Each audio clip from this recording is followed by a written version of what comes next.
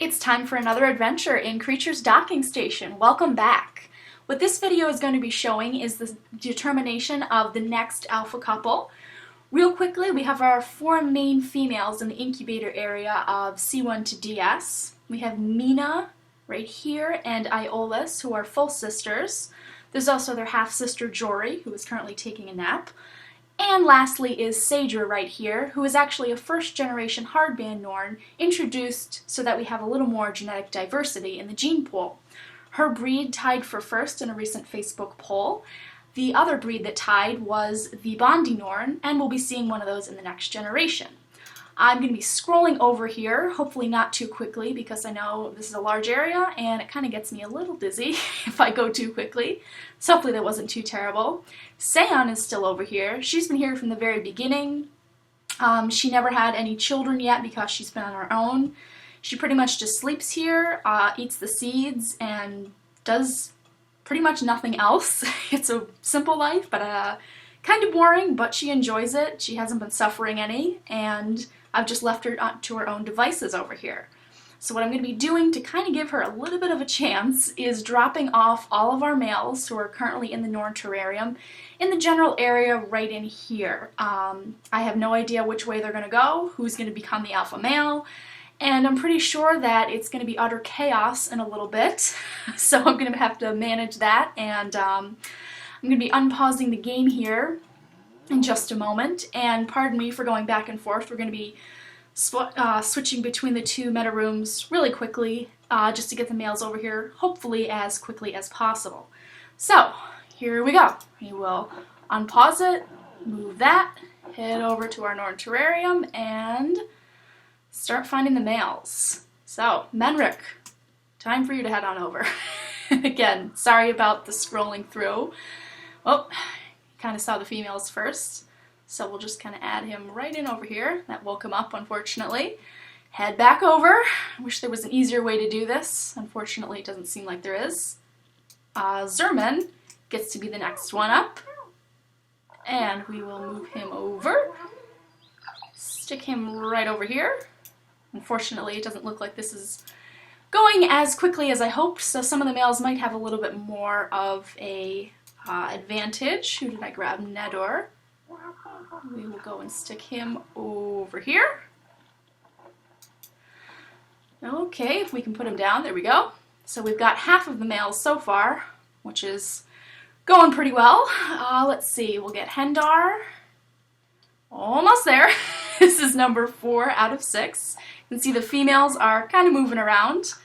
Males are sticking around each other. Again, they've been with one another their entire lives, so that's not to be too much unexpected. We'll get little Fulin. Bring him over the females. At least they all kind of get to meet them. We'll add him right over here. And one more, the lone male. Poor little Gontor, hanging out in the elevator. Grab him. And as we get over here, we will stick him right in here. And they are off. And actually, I just realized, I'm pretty sure I turned the music off.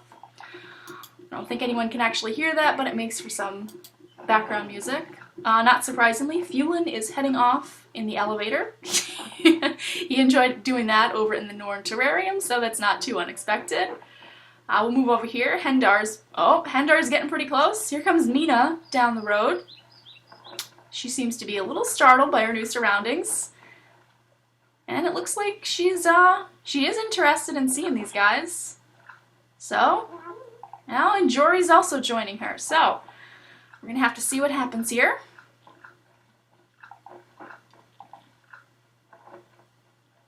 Lots of eating. Expected. Norns just love to eat, apparently. Yes, eat that fruit, Jory. Run around a little bit, sleep. Maybe take a nap. Naturally, everyone's going to tell him to sleep. So there's most of the Norns right now. Fulin went up the lift and doesn't seem to be doing much of anything. Let's see. Oh! I don't know if anyone can hear that, but there was a kiss pop, but no pregnancy. And a lot of the males seem to be saying how much they don't like one another, so they might understand there's a little bit of a competition here. Everybody seems quite sleepy. Norns are quite talented at falling asleep and eating, and not much else sometimes. Mina seems to be running away. She's a little afraid. And what happened to everybody else? Well, Gontor is exploring over here, so he's met up with the other two females, Iolus and Sadra, but I don't know. They seem to be scaring him off a little bit. We'll move back over here to the giant group.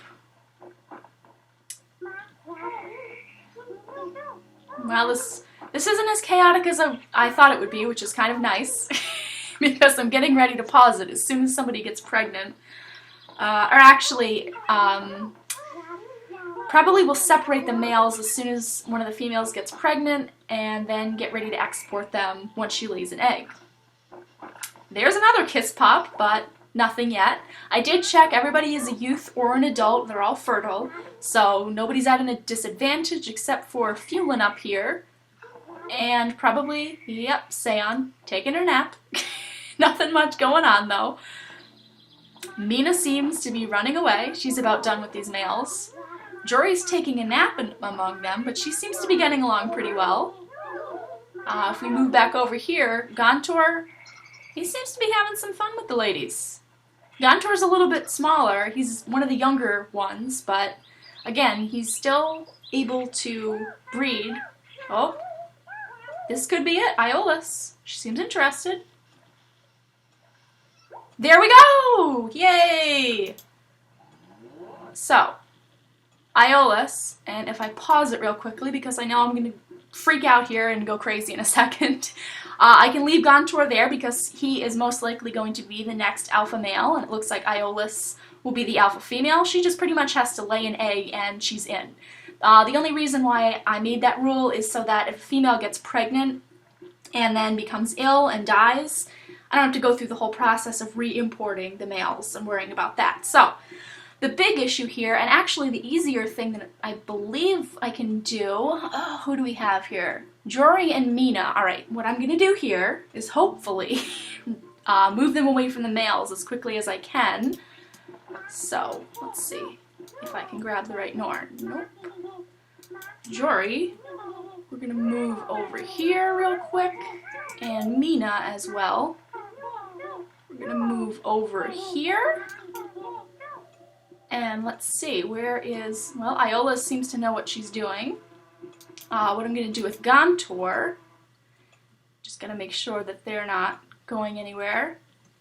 If I can remember, actually that's not it. Let's see if I can change his mark to the right one. There it is. I think that's actually a different crown than I used before, but for now, he can have it.